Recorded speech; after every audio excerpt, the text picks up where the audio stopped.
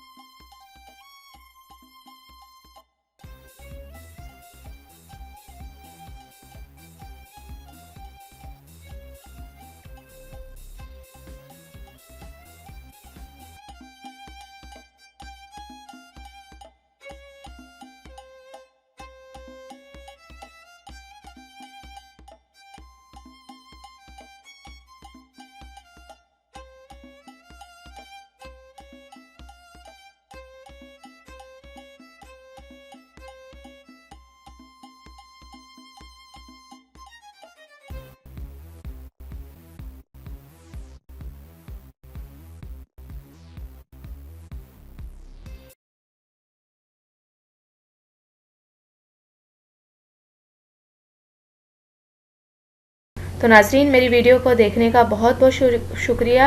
And तक मेरी video आपने देखी, आपका बहुत बहुत शुक्रिया। मेरे चैनल को लाइक करें, सब्सक्राइब करें और शेयर करना हरगिज़ ना भूलें। Thank you. अल्लाह हाफिज़। मिलता है नेक्स्ट वीडियो में और वो भी आपकी पसंद की वीडियो के साथ।